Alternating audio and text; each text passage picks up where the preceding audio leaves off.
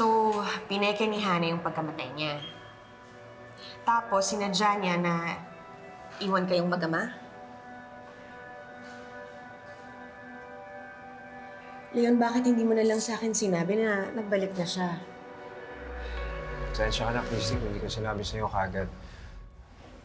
Ayoko kasing isipin mo na magkakaroon ka ng kahati kay Billy. Dahil para sa akin, ikaw na ang nanay ni Billy. Eh kung ako lang ang tatanungin mo, gusto ko lang isipin ng lahat na patay na si Hana para hindi na lang magkagulo. Alam mo, Leon, kung noon ko lang nalaman na buhay pa siya, baka ako pa nga yung nagpumilit na payagan mo na siya maging parte ng buhay ni Billy. Yun lang naman kasi ang bumabagabag kay Billy, no? Hindi niya ever nakilala yung tunay niyang ina. Pero nung nakilala ko siya, sinusungit-sungitan niya ako, nilalain. Kaya doon ko nalaman parang may problema yata to sa attitude. Tapos malalaman ko sa'yo na sinadya niya talagang iwan kayo, talikurin kayong mag-ama ng 15 taon.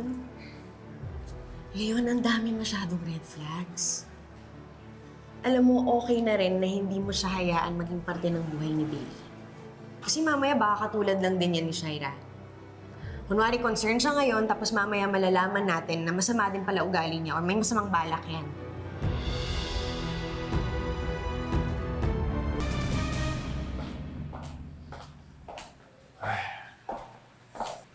Christy, muna ka na. Kakausapin ko na si Hana.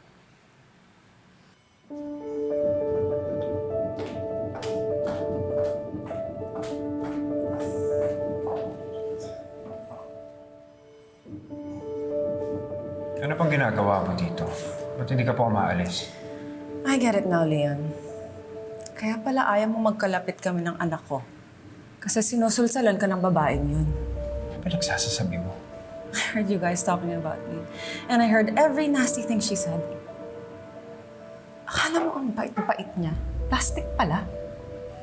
Dahan-dahan ka sa pananalita mo. Hahanap ka na nga lang ng kapalit ko. Yung masama pa yung ugaling pinili mo. Huwag mong babastusin yung mapapangasawa ko. Tama naman ako ah. Sinong matinong babaeng hindi papayag na makasama ng tunay na ina ang anak niya? Ikaw nga nagluwal kay Billy. Pero mas naging nanay si Christy kesa sa'yo. Napatunayan niya na mahal niya si Billy. Ikaw, mahal mo ba talaga si Billy? O bumalik ka lang dito para pagaanin yung konsensya mo?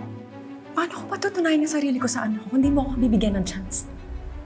Aminado naman ako na nagkamali ako, Leon. I can't bring back the past. I made a mistake. Ang magagawa ko lang ngayon is kung babawi ako sa kanya. I can give her a good future. And I can help with everything that she needs. I can help. I can make her better. But you won't give me a chance. Alam mo, kung talagang mahal mo yung anak mo, siya na lang tanungin mo. Huwag kang makinig sa ibang tao. Karapatan niya because it's her happiness. It's her future. Huwag mo siyang pangunahan.